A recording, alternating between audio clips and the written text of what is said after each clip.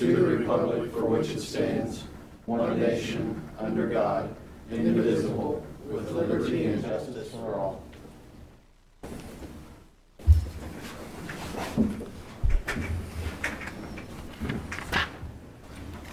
Okay, and Ruth, please note that all three commissioners are present. In order of business, I think Jason will not present tonight regarding the virus update, and we will have 3 executive sessions. Any other changes? None for me. But you did say next Monday? That's the 16th. That's 16th at Oh, noon. you said the 12th. No, at noon, 16th. Okay, 16th, that's what I I thought you said, because that's what I put it in. I thought you said the 12th. Okay, thank No, you. they changed it from the 12th. Dean. Okay. Yeah. Okay, prior minutes, I didn't see any prior minutes. They came in this afternoon. Yes, they did. Yeah. Okay, any issues with them? Everything none. looked fine to me. We had 3 sets. Yeah, there were a couple in there. And the minutes will stand as presented. Do I hear a motion for the consent agenda? I'll make a motion to approve the consent agenda, items A through G. I second that. We have a motion and a second. All in favor say aye. Aye. Motion passes 3-0. Issues from persons not on the order of business.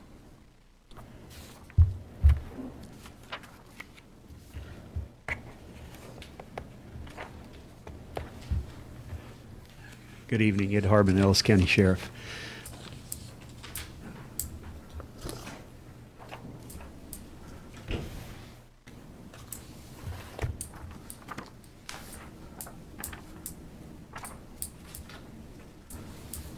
Thank you. Thank you, sir. What I've given you is a job description change that we have done within our office. And basically what it is a combination of an office manager and law enforcement position for an administrative sergeant's position. And that person will run the office and also do law enforcement duties, walk-in reports or serve warrants or civil papers or whatever they need to do in there. So just get your approval on that. How come you decided to change it from just and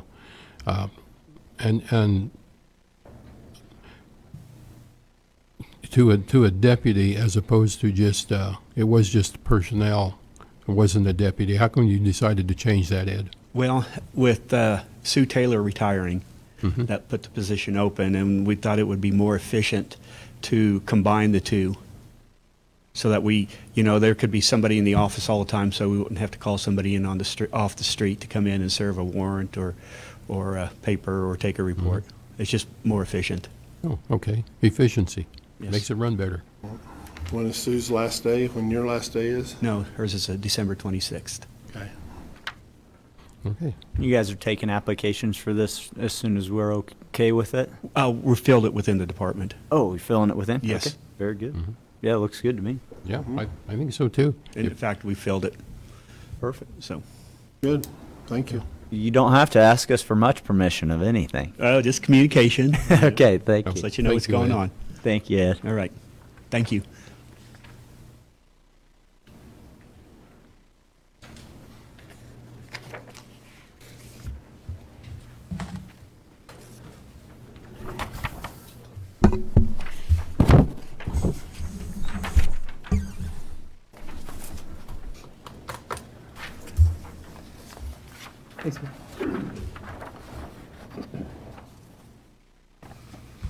Good evening, Commissioners. Bill Ring, Director of Public Works. I'm going to ask the Commission to offer some guidance on how to, we can't quite vacate this piece of property as you're used to, but much the same as, if you remember, about a year or so ago, we had a piece of property that we found that the county had acquired in 1932. This piece of property, which is where it points down to where it says Ellis County Board of Commissioners, you all are the owner, was bought by the commission for $25 in 1949, 71 years ago. As you can see, the property's landlocked, so there's not much that can be done with it. So I would recommend that we consider some way of getting rid of the property through some form of sale, and I would request that County Attorney Jeter offer some guidance on what would be the best way. Realistically, it could only be sold to a contiguous property owner, because otherwise, if I was to buy it, I'd have to trespass to get there. Who owns the cultivation where it's on now? That's listed as Grabby Farms. Like Matt Grabby, probably? I believe so, yes. Yeah. The parcel that would be if you look here, this larger parcel is now owned by the city of Shenshin. They do have a 20-foot access point. This is Munch property, this is Munch property, Talaferio property. So those would be the only ones that would actually have, where they could have some form of access to that. Kind of looks like Grabbies have been farming it anyway, huh? Pretty much. Yeah. It measures at .4 acres, so it's not a big parcel. So I just think that we've tried over the years, we've cleaned up a few other pieces of property, and this is just one more. Well, it isn't doing us any good. So we Correct. might as well see if someone else wants it that can utilize it. The process for the county selling property depends on what its market value is. Do you have any idea what it might be worth? Right now, using market value of ground, because we're in the right-of-way process up on 230th, it's roughly 3,100 an acre. That's the kind of a number we're looking towards. So half acre's $1,500. I believe it would be the same, that $1,000 we went through on that acre that was down on the South County line.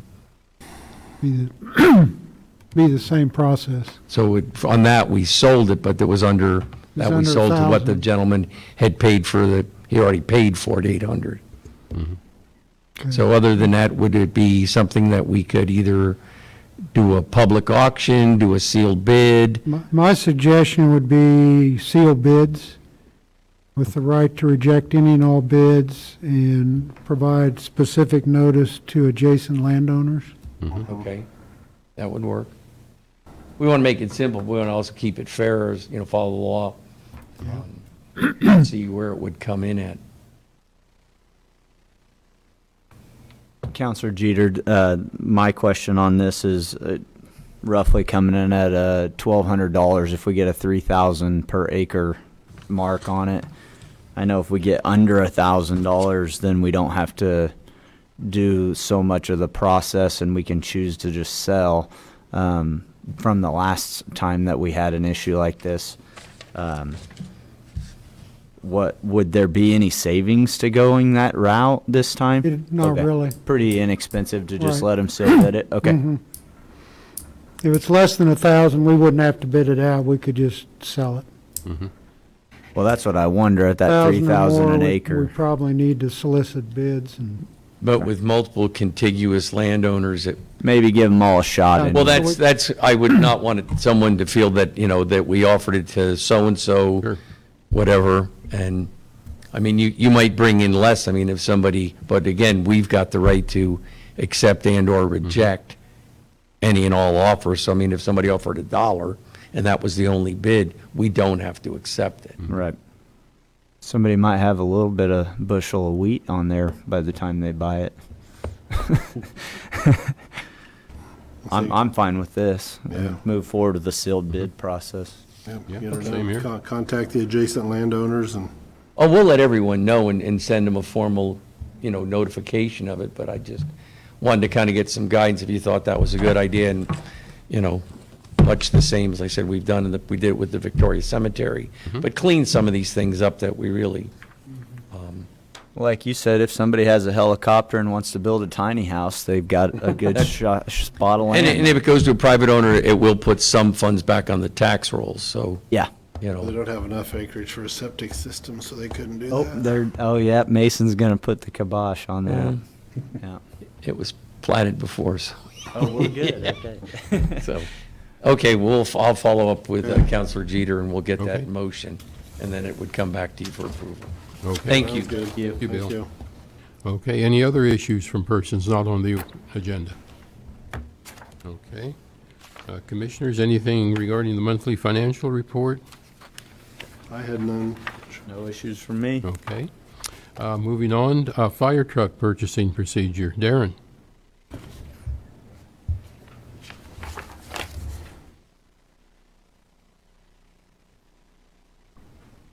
Good evening, Commission. Darren Myers, Director of Fire and Emergency Management. Before you this evening is a agenda item to discuss the purchase of a new fire engine in January 2021. The engine to be replaced is 25 years old, actually a couple years older than that if I remember right. But it's the Engine 50, which is the fire truck here in Hayes at Company 5 Station. What I'm asking permission for tonight is to use the Sourcewell bidding process, governmental contract, just as we do for graders, dump trucks, and et cetera, that Bill's used.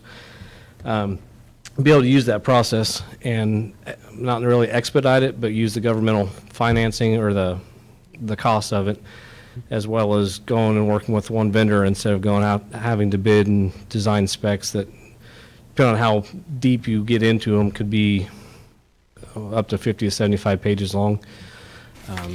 So I didn't want to go through this process first without asking the permission, your approval to do so, so that way I didn't waste the time necessarily and then have to go back and redo everything again and go back out for bid. Basically, it's the same process that Bill uses to design graders through Sourcewell. It's just a lot more in depth of a process. There's about 500 pages worth of documents you have to look through for all the different specifications that you need, and then you submit it to the manufacturer, and then it's back and forth making sure that if you select this size compartment that it's going to fit on this size of chassis.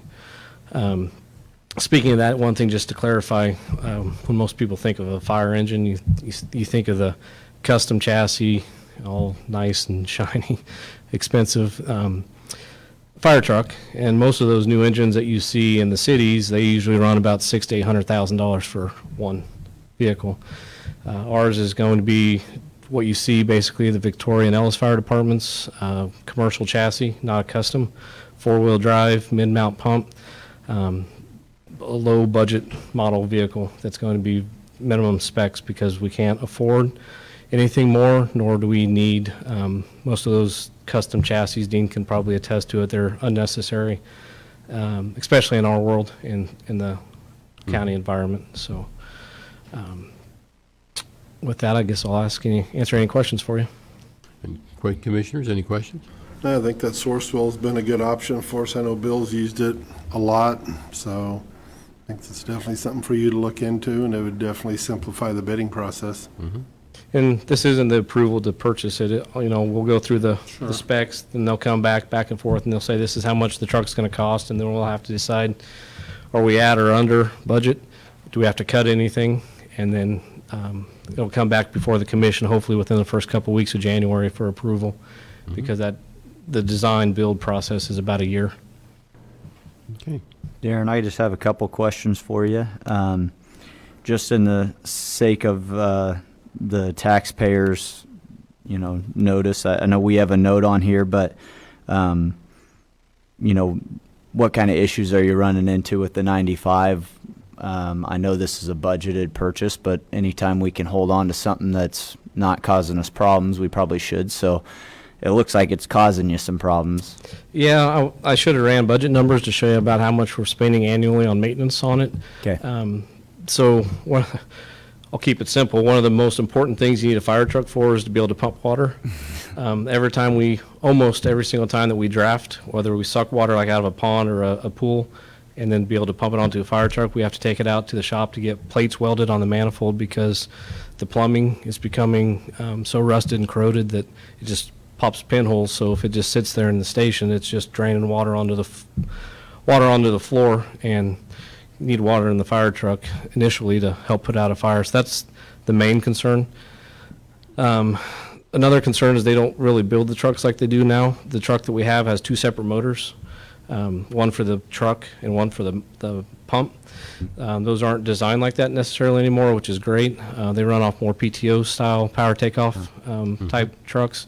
So you don't have two engines that you have to annually maintenance, annually inspect, DOT and LFs on them all the time. So that's another factor. This truck is also not necessarily designed, it was built in the mid-90s.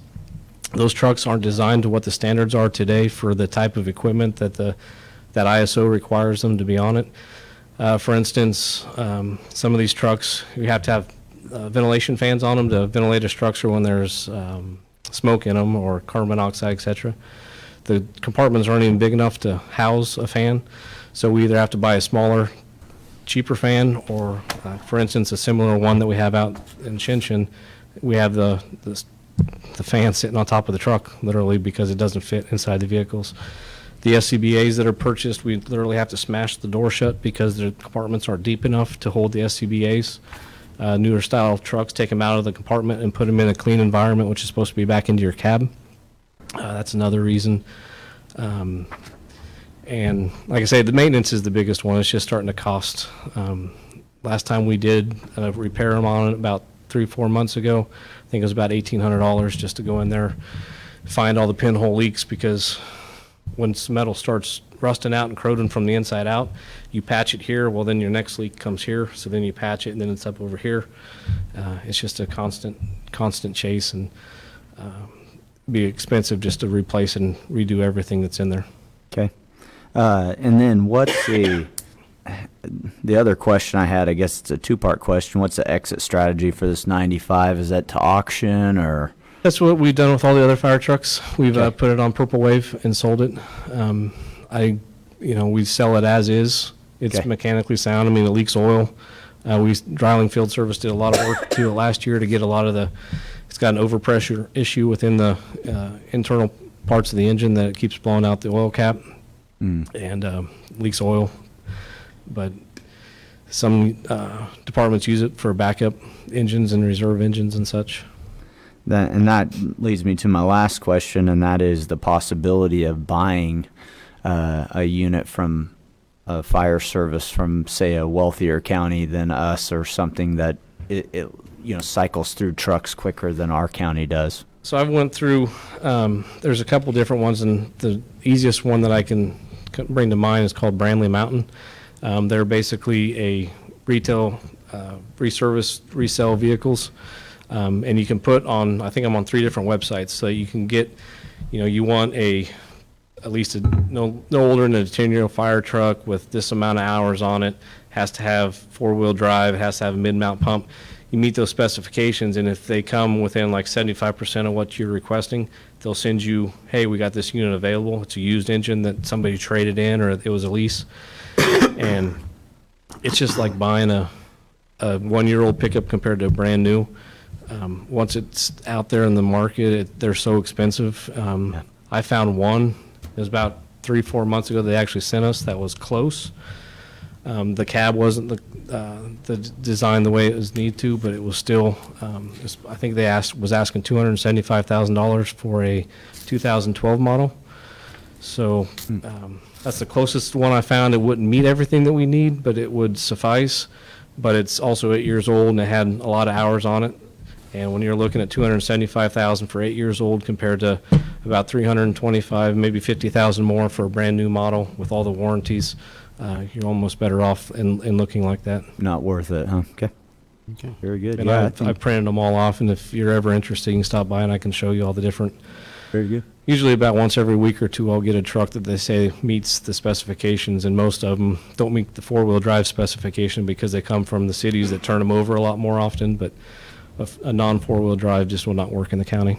Very good. I'll have Neil come by and check that out. Yeah, he's actually already talked to me, and he wants to help us work on the specifications. Okay. No, I think Sourcewell's done really well for us. So. Absolutely, Darren. Okay, we'll start the process. Thank you.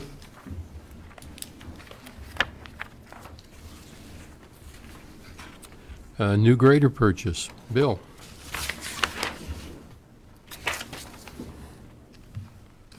Bill Ring, Director of Public Works. Before you tonight, I have an agenda item excuse me, to replace another grader. If you go to page 9 of the agenda packet, that's a base description of the unit that we had Foley look at for our trade-in. And right now that, probably a month ago, we shut that unit down because we didn't want it to get any worse than it. And with the way the computer systems work now, they know as much about this as we do because they can dial in through the satellite right into the grader. All these statistics, they have that available. And then when we do our oil sampling, which we do on every machine, they get a copy of it. So I think they've made a fair offer on this machine, but we need to do something because as, it's in, both this is from the shop, this piece of paper. This is from their maintenance records. And I put that in to the agenda packet that we're probably looking at $80,000. And it's 13,000 hours already. It's probably a little more than that before we parked it. So this would be similar grader. They've changed the model number sequence on it, where the last 3 we bought were 12 M3s. This is a 140 JOI BR. But it's the identical grader to what we have. And the planned purchase of this is the same as we've talked about on the last 3, that we want to try to get back into that rotation where we keep all the graders under factory warranty and we would never have to worry about an $80,000 repair because we won't get that far. We'll get to the 8,000 to 9,000 hour mark and the grader will go away because it's just becoming similar to what the fire chief said, is becoming cost prohibitive. When we're paying a field tech $150 an hour plus travel time, plus the parts, it gets pretty high. So that's the overview of it. We did use Sourcewell pricing, as we always do. I will tell you one thing. If you look at just an option, I talked with our sales rep, Mr. Wade. He did this one a little bit different. I had him send me something just to keep you in the loop of the finance on this. Either way, we're offered a 2.5% rate, which I think is, the dump trucks we just bought were at 2%, and when we bid that out, we were anywhere between, the results were 2 to, I think, 3 and 3.5, 3 and 5/8, give or take. So I think and that keeps it with Caterpillar. It's under their warranty, their finance. Mm-hmm. But what he did, and I just made a couple of copies if we're interested. He financed this differently because he knows, and from talking with him, that we're trying to avoid laying out cash as much as possible. So he did the buyout on this, unlike he did the last one. But what this does is this is a 7-year term like the last one, but it's $24,000 a year annualized payment, but then we would have a $96,000 buyout. If the machine is worth more than that, because we're going to trade it off, let's just say for round numbers, it's 116. We would get $20,000 credit towards the purchase of the new one. Mm-hmm. On the last one, we did it the opposite of that, where we did a dollar buyout. The last one, we bought the one. So I had him run the numbers, and I can give you a copy if you want to consider. I just made a few of these. I just got these. It's on page 4.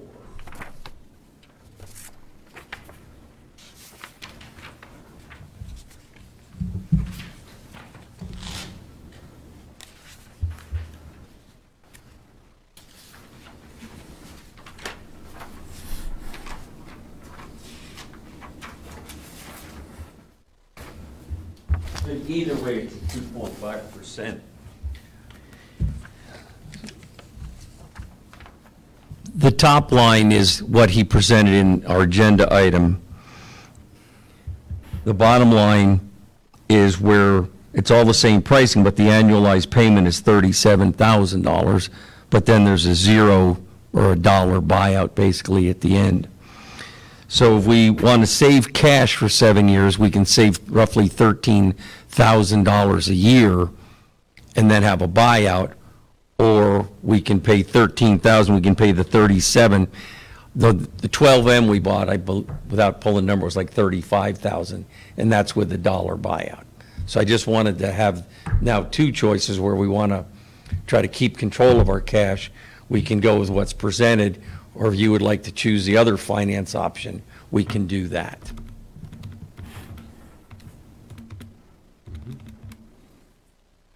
The only question there is you're amortizing a little more cash on that 2.5% over the 7 years. But my big question with this, and this is something that we've discussed in the past, Bill, is this the new driving option, the joystick option that? That's all they make. I mean, you can order, special order, the old, what they call the antler rack with all the levers, but everything is electronic.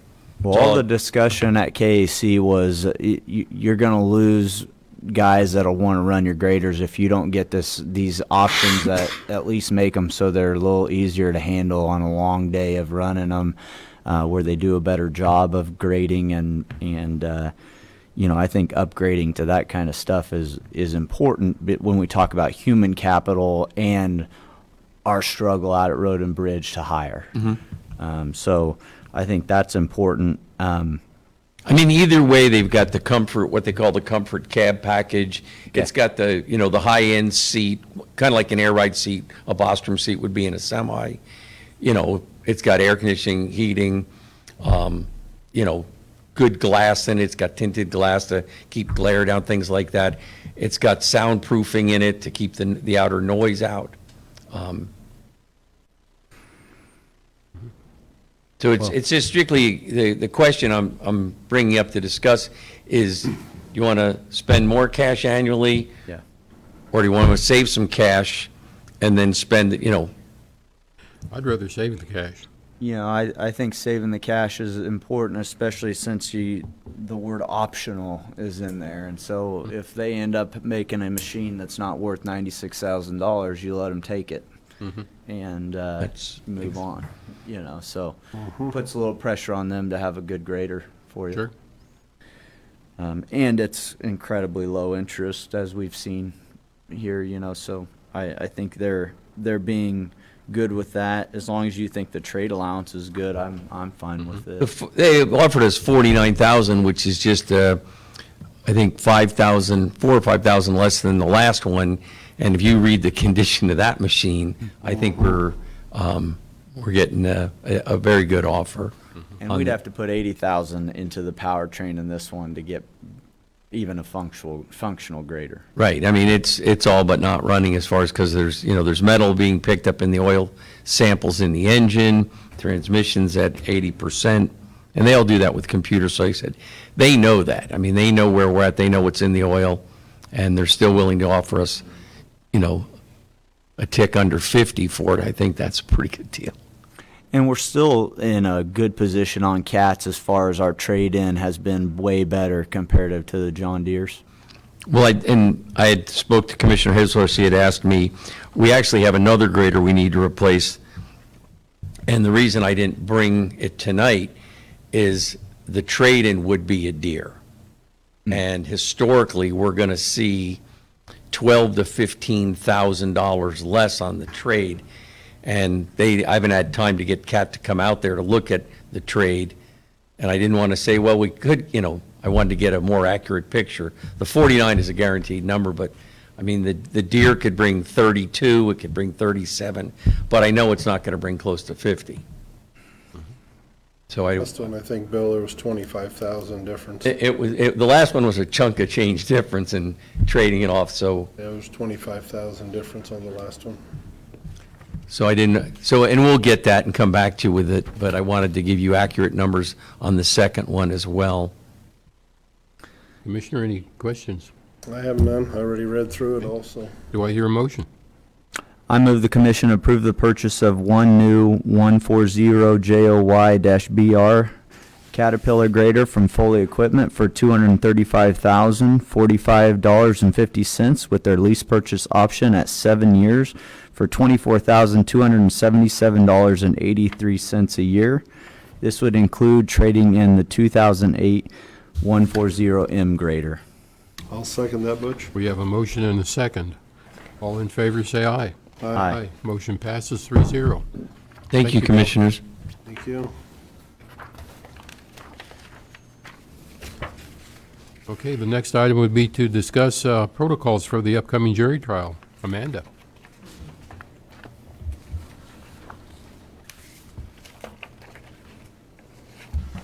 Amanda and Judge Brown. Yeah, Wow. good evening, good evening. It's always a pleasure to be here. Thought I'd bring you up to date on where we're at. First, this is, I guess I'm Glenn Brown, Chief Judge of the 23rd Judicial District, and I'm accompanied by Amanda Truen, our Court Administrator.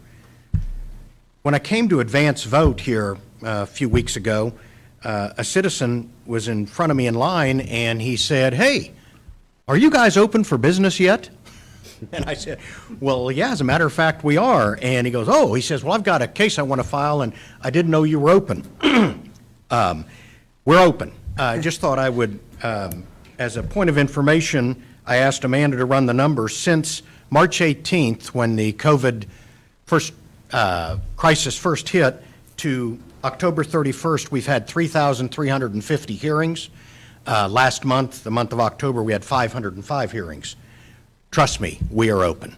And so if anybody has any cases out there, please feel welcome to come down, and we'll be happy to process those for you. Judge, you couldn't get 600 in, you got 506, you couldn't get 600 in? 505. 505. 99% on Zoom. Yeah.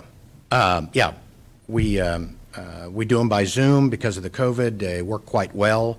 And the staff has just been remarkable in setting it up and getting, it's a lot more work for staff to do Zoom hearings than it even is in person. But they have carried the load, and we're operating pretty efficiently. What we haven't done are jury trials. And the Chief Justice of the Kansas Supreme Court issued an administrative order prohibiting the conduct of jury trials, and just recently allowed counties to submit jury plans for approval. So we weren't the first county, but we were in the first 12, I think, in the state to finally receive approval, and you should have received a copy of the Ellis County jury plan, I think through the county administrator. You're welcome to read it. In summary, how it specifically affects the commission is we will be using this room for what's called voir dire. It's the picking of a jury. And the reason is this is the most functional, and we have been approved for doing jury panels of 30. I have a fellow district judge who has conducted a jury trial, but in his county they have to use the courtroom and they're limited to 12. So you bring in 12 prospective jurors, and you have to rotate them in. You have to have a gap between so that you keep the COVID protocols in place. It took him 2 days to pick a jury, and it was for a felony case less severe than the one we're going to try. Ours is a level 1. Just as an example, for this case, not counting the alternate jurors, and we're still discussing. We've been in touch with Jason Kennedy. We're going to meet with him this week to talk about the COVID numbers locally to get a handle on how many alternates. But we have to qualify 36 jurors, not counting the alternates. If we use the 4 alternates, and we've been recommended maybe to go to 6, we would have to qualify 42 to 44. So you can imagine how long it would take if we had to do it in groups of 12. So we are very appreciative of the County Commission letting us have access to this room. The citizens are the ones that are going to be serviced. We don't inconvenience them time-wise as much, and we keep the COVID protections in place. There'll be 6-foot distancing in here, and you have a great sound system. As some of the presentations were going on, I was walking around. They'll be able to hear clearly. So we've got, the use of this room will be a tremendous benefit. It'll help speed things up, which, our primary obligation as a court, particularly for jurors, is to make sure that they are inconvenienced as little as possible. It is everybody's civic responsibility and duty to serve as a juror, but as we all know, the pay is not very good. We don't check their schedules. We summon them in and make their schedules fit ours, so it's a tremendous inconvenience. And so we try to make sure that we accommodate them as much as possible. When I speak to my fellow judges in the state about jury trials, they tell me that then when they send out for what's called the veneer pool, like we did, they get about 40%, 50% response rate. Then the day that they get ready to pick the jury, they may have another drop-off of 20 or 30%. In fact, there was a recent first-degree murder case, it's about a year and a half ago in Shawnee County. They summoned in 100 or 120 jurors. They had like 30 show up. They couldn't even complete the voir dire. In Ellis County, as well as the other 3 counties in our district, our rate of citizens showing up to fulfill their responsibility runs about 90 to 95%. I just marvel, and when I tell other judges that, they can't believe it. The citizens of this county it just brings a smile to your face to know that they put aside their own personal concerns and they come and fulfill that duty that we all have as citizens, and I really commend them. So we're hoping that even with the COVID crisis that we'll see the same kind of turnout, and we start this Friday. Voir dire will be this Friday. We will commence the presentation of evidence if everything goes smoothly, starting on Monday, the following Monday. We couldn't do it by ourselves by any stretch. So really, the Ellis County Sheriff's Office has worked with Amanda closely in setting up how we're going to manage the influx of people and deal with the COVID situation.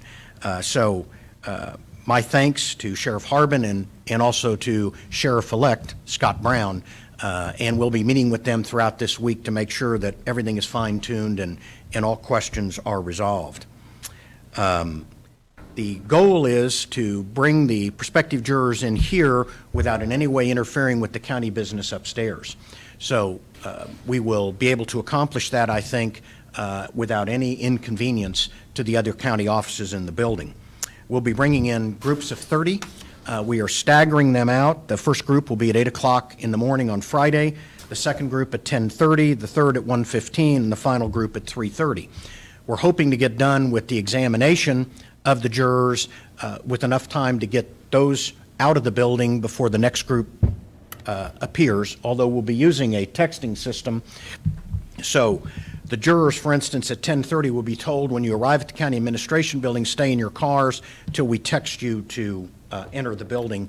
At that point, we will have the other jurors done and outside of the building.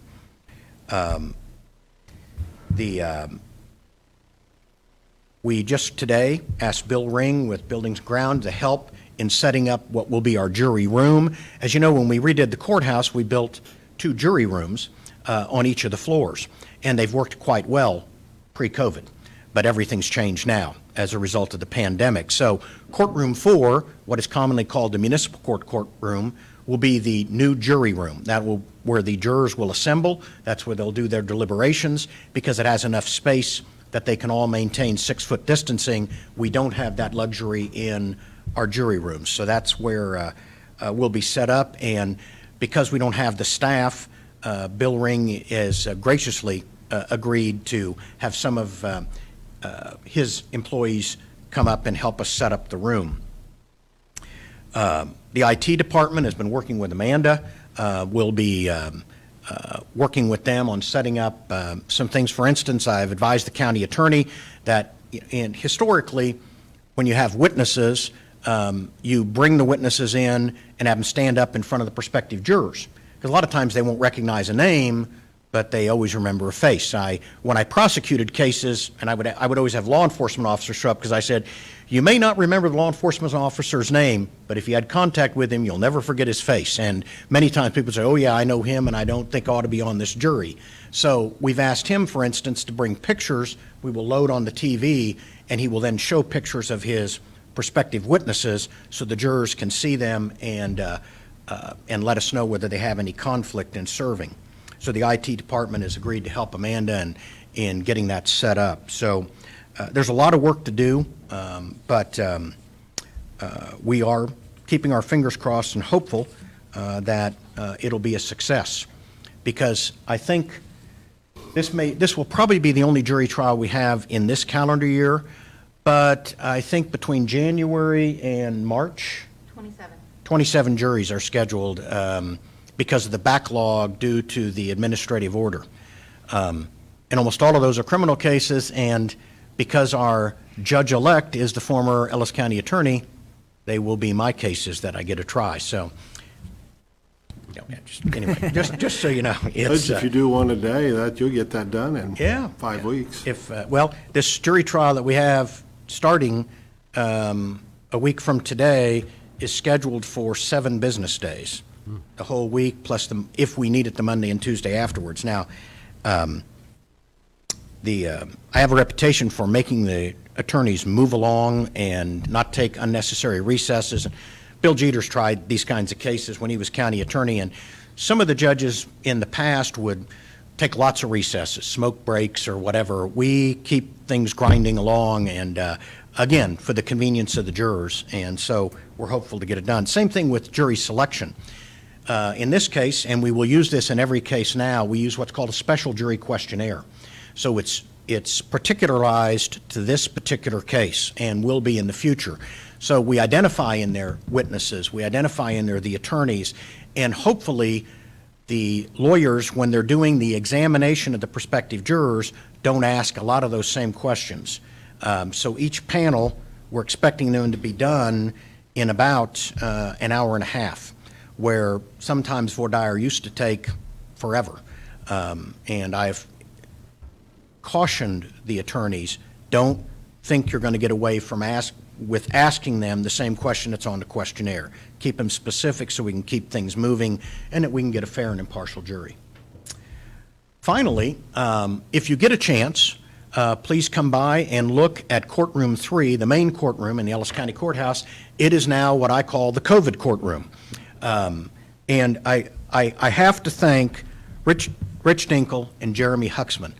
They came up and in no time flat made that courtroom very safe for our prospective jurors. Each juror will be separated by plexiglass. There'll be, we actually did drug court in there last Thursday. I had the drug court team sit in the jury box. They said they heard everything fine. They felt secure.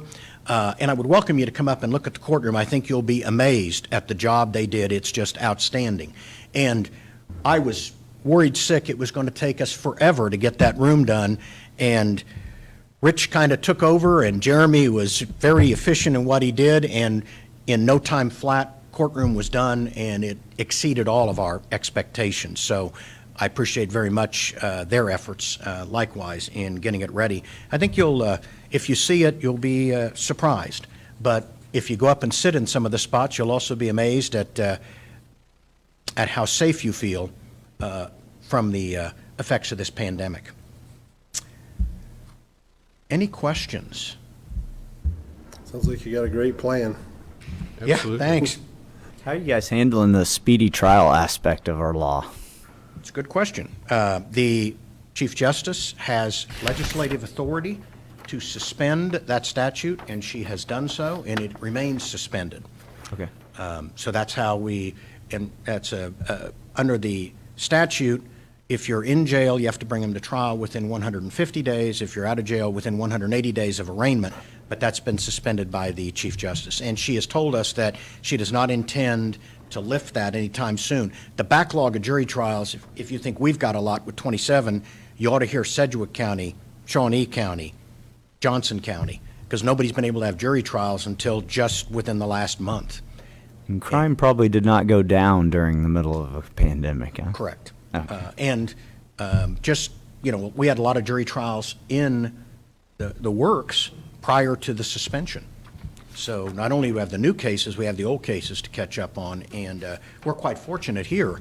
But, the reality is, and Bill would echo this, a lot of times you get the defendant to the courthouse door, and you'll hear a plea come in. It's just the reality finally sets in. But there will be, I know a number of these, because I've already done pretrials on them, that we've got scheduled after the first of the year will go. Yeah, I think Tom Drees told me that one time. Sometimes they'll line up and then they'll go away as they get close. But we've had them, it's happened here not that long ago. They walked in, they saw the jury, they asked for a recess, came in and said, "I'll take the deal." So, it's just, sometimes I think when it's long time away, you kind of think maybe it'll just go away. You know how that is. I'm sure the jury appreciated that, coming in and being ready to hear it. They are very understanding. We had another jury case where everybody showed up but the defendant. He was out on bond and he failed to appear. And I went in, and profusely apologized to the jurors. They were all very understanding. It's not your fault. We understand those things happen. Again, no hard feelings. And their jury service was done for a year, so that was the benefit to them. But strange things happen. This one here, if it goes, will go as scheduled. So, very good. That's good. Keep up the good work, both of you. This lady to my left is just I can't thank her enough for everything she does for the court system, and the number of hours she puts in, coming in on weekends, working after hours. So Amanda just.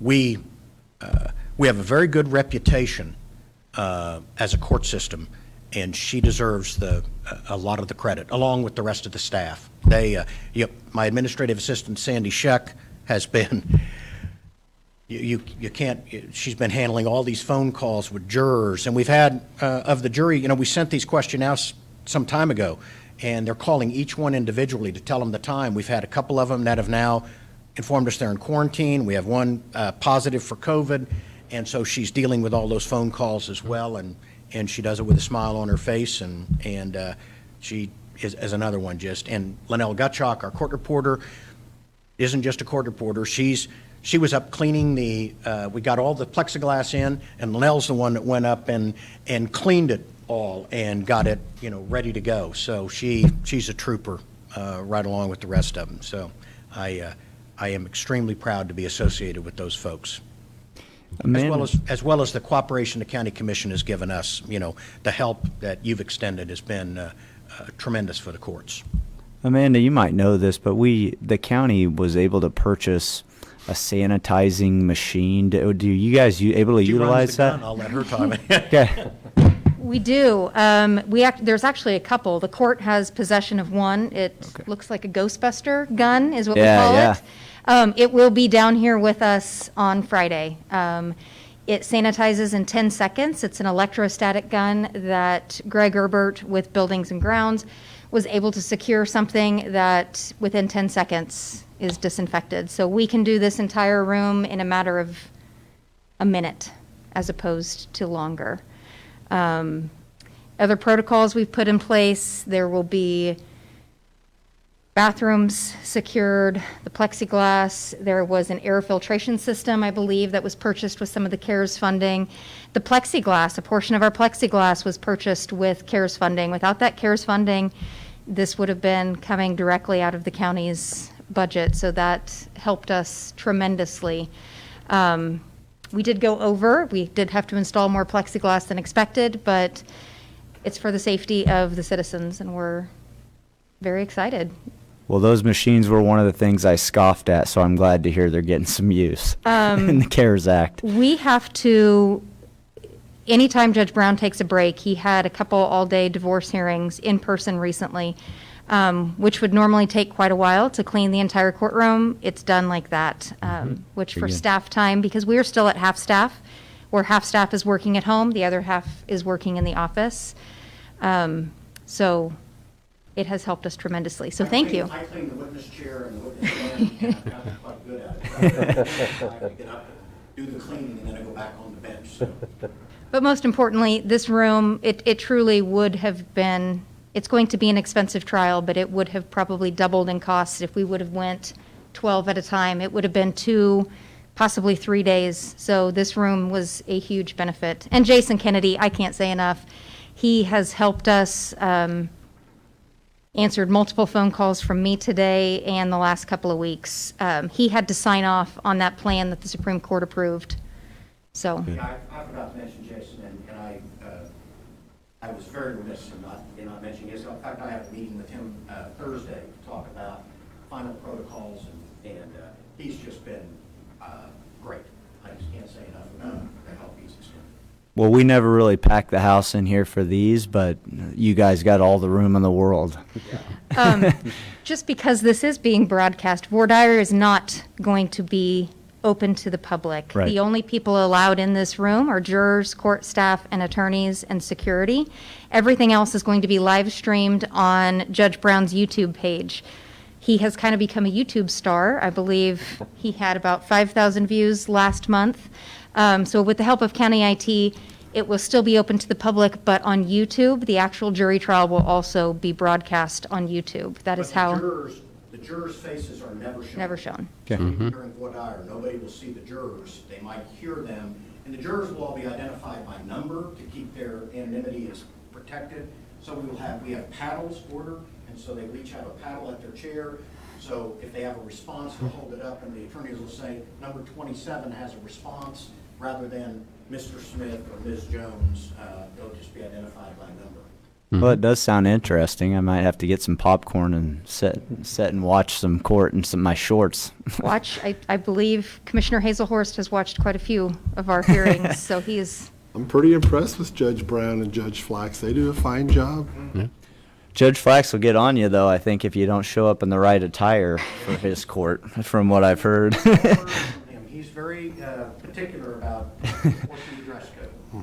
Which has been a little lax on, we've had some interesting Zoom hearings with We've had Zoom decorum. hearings with, yep, well, all the judges are telling stories about Zoom hearings, but we had one where she was in bed, another one where she fired up a cigarette, like the legal one, and said, during her divorce, Judge, I'm just so nervous, can I smoke? Well, she was already smoking, and I thought, I just want to get it done beforehand.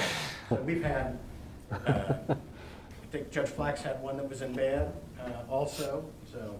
But we've continued to have hearings, and that has provided at least the citizens in Ellis County to keep their cases moving along, and not, some counties are still hardly having any. So we have had quite a few. I can't imagine sitting in that legal limbo for that long. I think, we all understand the purpose of that speed to the court process, for the idea of not just waiting your whole life to understand what kind of justice is going to be served, and for the victims and for the people that, have committed the crimes or not committed the crimes. So thank you for all you do, and we'll keep paying her since you said she's doing a good job. Good deal. State of Kansas, actually. Yeah, okay. Thank you, They Judge. haven't even got our bill yet for using our commission chambers. Wait till they get Oh, that. yeah. What if you, and of course, like always, if any of you ever have any questions, if a constituent expresses a concern about something with the courts, I know the three of you quite well, and I would welcome your calls, and don't ever feel like, oh, I don't want to bother. You call me anytime, and be happy to discuss court business, because we want to make sure it reflects well on you, as also with the state of Kansas. So always feel free to do that. And you guys all have plenty of security. Make sure people aren't accidentally wandering in here then. Yes, security is going, that was one thing Judge Brown did not mention. The county department heads are all going to be receiving an email from Under Sheriff Brown, I believe tomorrow, that will state what the security protocols are going to be down here. We are going to ensure everyone's safety, including the court staff and employees and citizens upstairs. So there will be certain doors that will be locked, bathrooms that will be unavailable for use. Well, I only usually come in here Monday nights, but I would inevitably accidentally walk in if somebody wasn't around, so Yes, thank you. thank All right, you. thank you. Thank you. Thank you, Judge. Okay, the next item is the Ellis Cares consideration of clawback and additional funding priorities. JD. Thank you, Mr. Chairman. Before you is an item that has actually two parts that are associated with it. One is a clawback and the other is identifying a prioritization for additional potential allocations. I might share with you that as of this week, we had another $580,000 and $771 go out the door. So in total, that now brings our payments for the program up to $3.5 million and some change. And of course, our total award is $5.7 million. So a large chunk of that $2.2 million, the good news is mostly county expenditures. We have some transfers still in there. There's some programming dollars that are still in there, but the lion's share of that is county expenditures, our CAD program specifically. Mm-hmm. So that's moving along very nicely. It is now it's now November the 9th, and December 7th is our goal cutoff date goal. It's not a hard number. December 30th is our hard number, but we've set a goal to get projects done, and then we can work with various recipients if they need a little more time to complete their projects. But it was set as a goal, and with that, that's barely not quite 30 days out, and so I think it's appropriate to begin looking at some of the allocations that we've made already, and that's the first part. If our programs are going to be able to successfully complete their projects. And with that, I've put before you for your consideration a couple of programs that the first is about $27,000 and some change. The entity unfortunately has not been responsive, reached out multiple times to them, and they have not responded. The other one is not able to satisfy a tax delinquency. And so, again, with us getting close to our 30 days out of our goal, I would like to suggest that we go ahead and consider clawing back those funds and having them available to reallocate to some other worthy programs. And if you'd like to stop there and talk about that, we could, or I could share with you the second part and some of the things that might be considered for additional. Go ahead and do the second part. Okay, Jay. very good. Well, if you'll look at page 12, we've listed there, I've been keeping a list of requests as they have come in for additional funding. The first one is an abbreviation. It's actually Community Foundation of Ellis, and they do food boxes for various folks that qualify. They are interested in adding some additional COVID hygiene products to their food boxes, and so they're only requesting $400. The City of Ellis would like to purchase an air purifier for their City Hall. And so they're actually a little bit under budget on some of their other purchasing, and so they're only going to need about $1,000 to complete that air purifier project. St. Mary's Elementary has been in contact this past week. They're interested in adding some additional tables to their cafeteria so they can spread the kids out a little bit more for their lunches. The Center for Life Experiences, they do, well, I won't advocate for any programs, but they do nice work working with families that are dealing with various struggles, particularly things that are brought about with COVID and not being able to visit folks that are in hospitals and that type of thing. And so they provide support for families. The Ellis School District is wishing to do an air quality study, and they've asked for $6,250 for that. The IT department would like to conduct online training courses instead of in-person courses, and so they've asked for $6,450 for that. The county appraiser would like to do a program, would like to purchase a program called Geo-Referencing Sketching. And so if you look at our mapping system, go online and look at our Google Earth program, you'll see lines that are built onto the map.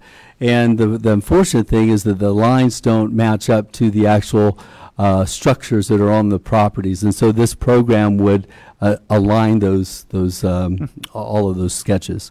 And so they would like to do that. It does qualify for CARES funding because it helps to folks to be able to go online and get information versus coming into the office. And then Smoky Hills Foundation has been in contact there. They are not currently one of our CARES recipients. They missed out on the first round, and they're interested in, they've purchased some computers and webcams and things due to the COVID situation, and they're hopeful that they might receive some reimbursement for their expenses.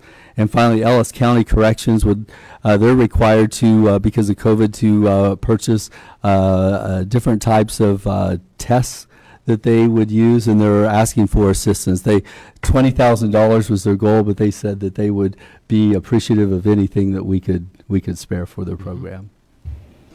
And then the final thing I might mention, just as a kind of a catch-all, if you're interested, we did learn that also the county could be eligible for additional reimbursement of hours that we had staff that were out of the office due to COVID. Most of the things that we've identified so far have been public safety type of hours, but we also would be able to reimburse for those folks that were actually just out of the office in the various departments due to COVID.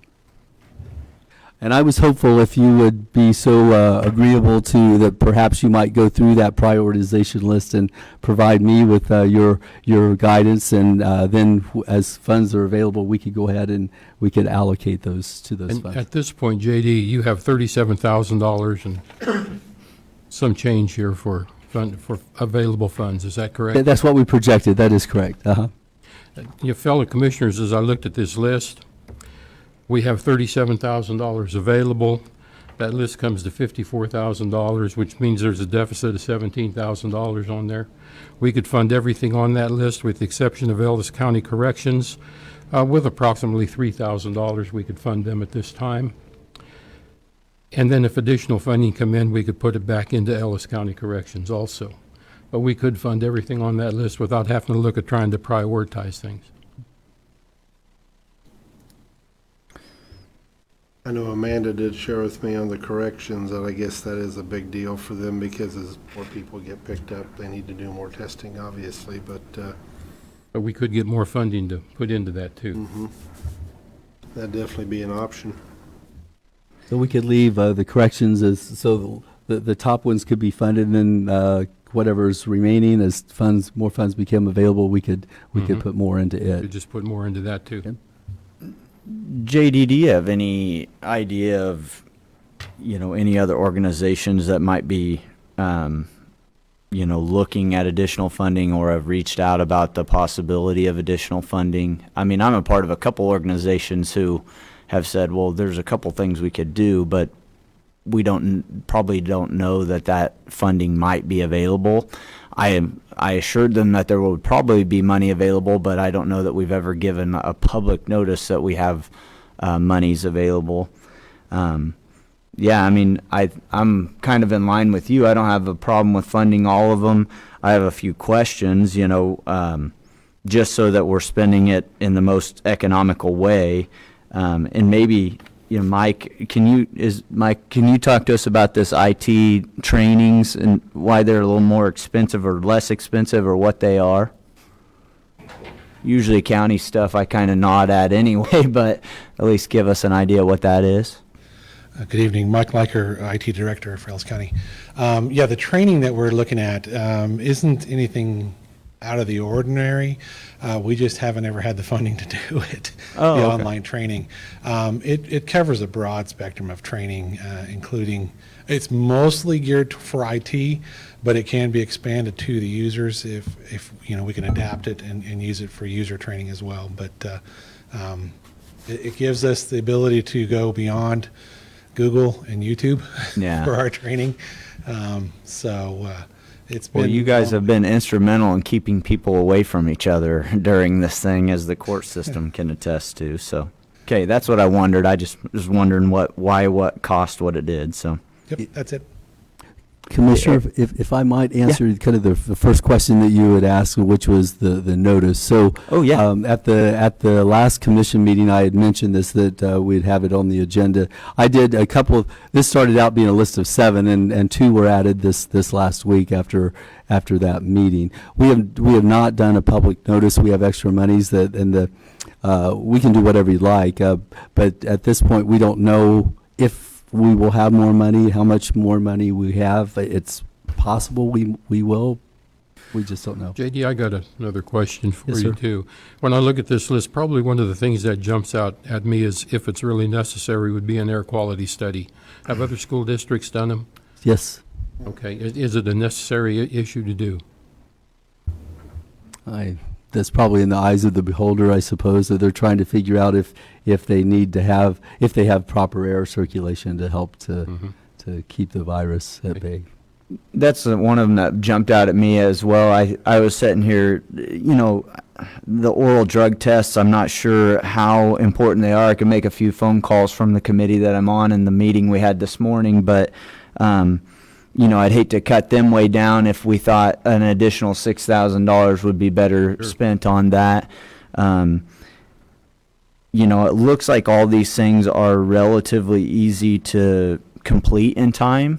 So maybe if we take the week and see what else kind of crawls in, and then I'd be willing to make a final decision on kind of what has come back and what we can do at that point, if you guys are good with that. I'm good with At least allows us to inquire a little bit about some of these, and in a few of them, it's just a couple words, and it's pretty hard for us to understand what exactly that entails.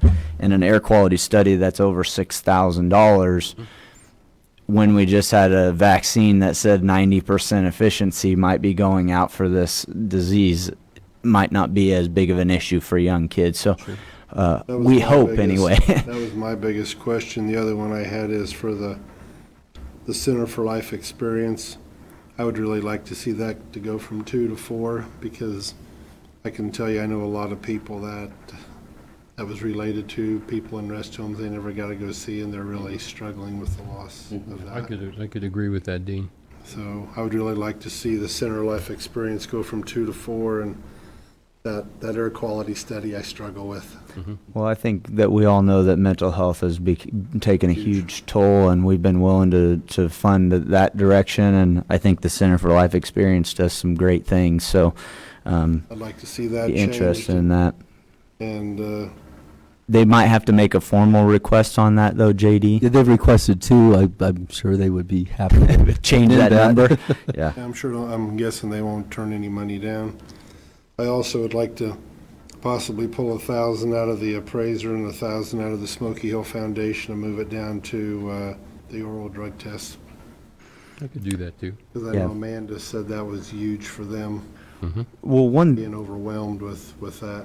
One question I had, and I think this is when I just go down the list, is economic viability of each of these organizations, and sometimes I put a little bit more stress on that than I do others. So St. Mary's School, give them a couple $1,000 for tables. I know they are not swimming in money at St. Mary's School in Ellis. I don't think any of these organizations are swimming in any kind of money, but my question with Smoky Hills Foundation is if we could claw some of that back and give to organizations that might need additional help through it. It's possible that would be. Now, I don't know anything about the finances of Smoky Hill Foundation, so that would be another thing I guess we could look at this week while we try to make our decisions. Yeah, well, That table sounds this till good. next week. Yeah. Would you like for me to get any other information together for you? Or If do you anything could, else? yeah, I think that should be public information. I should be able to Google, what kind of financial position they're in. They do great things, so I have no problem funding them. I just, as we start getting to the nitty gritty of this, it was pretty easy to say we had to get it out before, but now we're getting to what organizations would do the most benefit with the last few $1,000s of funding. So While we're talking about that, JD, Shinshin gave me an update today. Cement's all poured. That they finished that on Wednesday, right? Yeah, Wednesday they finished that. The erection crew for the building will be there on either Friday or Monday, and they'll start putting up iron Friday or Monday with, they're hoping to have it basically completed by the end of the week. Fantastic. So that's great going news. along real well, guys. That's great. Okay. The other thing I might add, in terms of putting out the public notice is that our staff take a good hard look at anything that might be recurring issues in the future because of COVID-19 or expenses that they've taken on, because I think it's been our position to take care of the county because of the finances that we were in even just a couple years ago. So if they saw anything that would be beneficial, I really like the idea of that geo-referencing sketching. I think that that's a good, being a person that's looked at that on the website, it is off. And so if this is a thing that could fix it and not have to have them go out into the community to try and straighten all that up would be highly beneficial. I think it'll save us a ton of man hours as opposed to just having it wrong on the website, so. And it is wrong. It's wrong a lot, and I think it's just the nature of the way that Google Earth lines up. This thing is probably just going to do a better job of figuring out where the buildings end and where ground ends, and but I think that's a huge benefit to the county with grant money that we won't have to spend in the future when the state starts tightening their belt on us getting all that straightened out. So. Okay. Could I recap if that's okay? Because Yeah, we sure, talked yeah. about quite a bit here. So I have that we want to do a public notice then? Yeah, I So think what- even just on our social media platforms and stuff, website. even the places that have already received funding, even a blast email would be fine. Not any printed advertising or anything like that. I guess the only thought I have is with that short of a turnaround, they're going to scramble. And so for us, excuse me, you'd ask for some financial data for one of them. Would you like that for anyone that sends a request in? And what?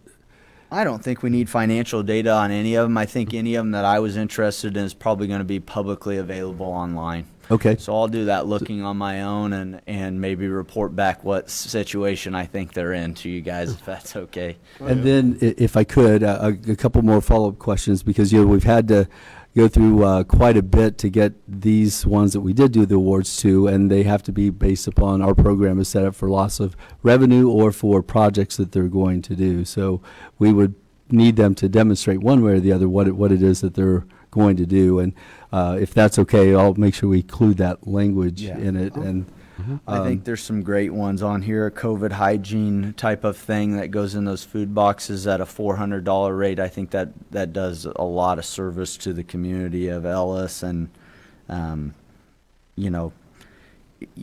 sometimes even just a little bit of reference of what we have here. I mean, what kind of air purifier are they buying for City Hall might help me to go, oh, this is a pretty important thing that they could use for the next 15 years that it works. So if we get the word out, tomorrow is Tuesday, we have them turn it in by Friday, and then over the weekend I'll forward to you anything that comes in. That'd be Is perfect. that acceptable? Yeah, do that's it. acceptable to me. Okay, very good. Sounds good. I think that's all I can think of right now. Okay. Thank you. County Administrator Report, JD.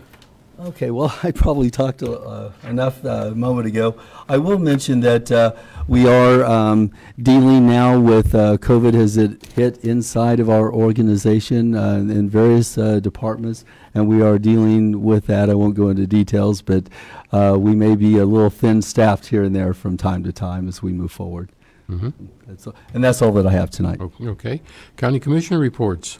Commissioner Hibbs. I have a KAC Zoom meeting tomorrow morning at 12 o'clock, so. Okay. Commissioner Roth. The only thing from me is I want to thank Donna and her staff for running an election process. They got our results out in a very timely manner. There's one thing that I wanted to mention, and it's just something that's a political, personal thing for me, and that is, in election processes, there's winners and losers, and the worst thing I think you can do is kick a loser when they're down. So win graciously, lose the way that you're going to have to lose, and let's all try our best to move on with life and take the decisions that we've had. But I do appreciate Donna and her staff. They were extremely forthcoming with me with anything that was going on, and it seems to me they ran a relatively smooth process during the middle of a pandemic, and so I appreciate them for that and the hard work that was put in to make that happen. Sounds like next Monday at noon we'll go ahead and canvass those ballots and finish it off and certify that election. So Okay. that's it. Okay, do you have a motion for an executive session? Yep. I move the Board of County Commissioners recess to executive session under the following exemption to the Kansas Open Meetings Act pursuant to the preliminary discussion of acquisition of real estate exception. The subject to be discussed during executive session is the discussion of acquisition of the Northwest Corridor easements. Open session will resume in 20 minutes in the Commission Room. Those persons to attend, in addition to the Board of County Commissioners, are Bill Ring, Public Works Director, J.D. Cox, Administrator, Bill Jeter, Counselor, and Buck Driggs, Driggs Design Corporation. I'll second that, Butch. We have a motion and a second. All in favor say aye. Aye. Motion passes 3-0.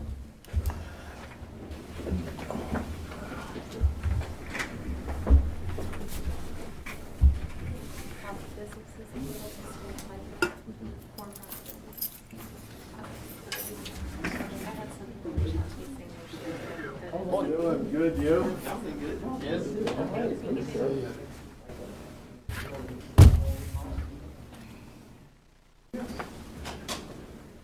Thank you, sir. Well, hi. Nice to meet you. Merlis. And Hannah or Amanda? Brianna. Oh, Brianna. Okay, yeah, Donna's mentioned that I've got you on while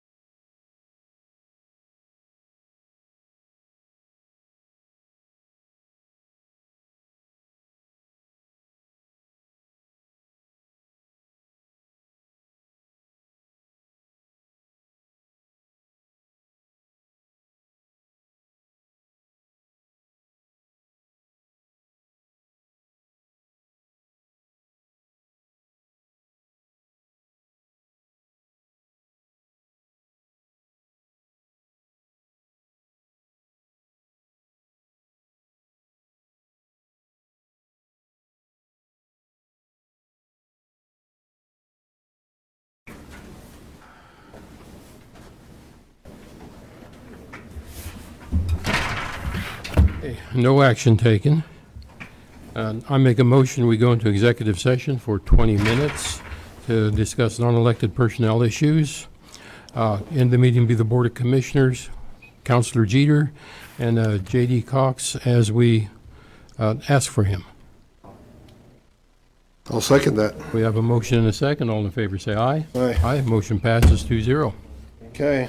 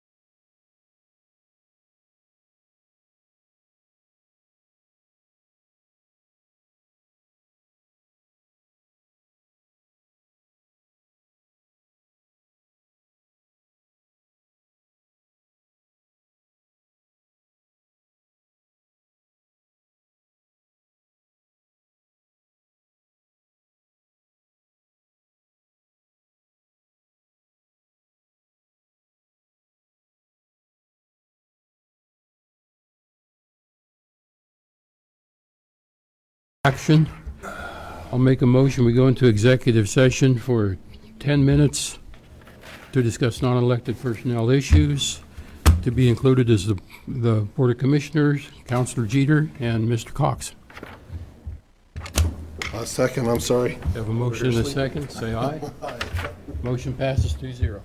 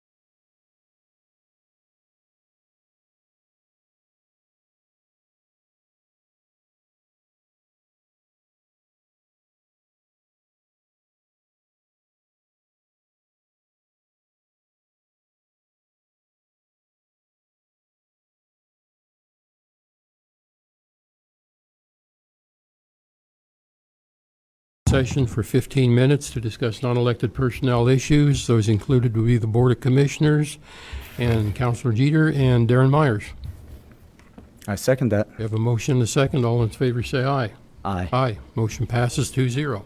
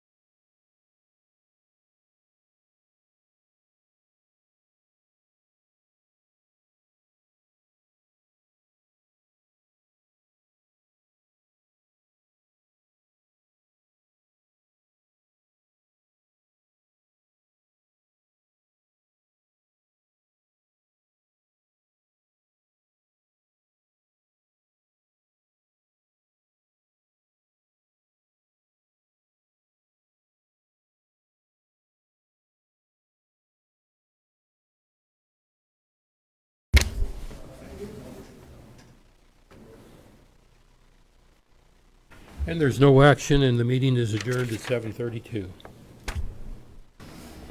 Thank you. See y'all.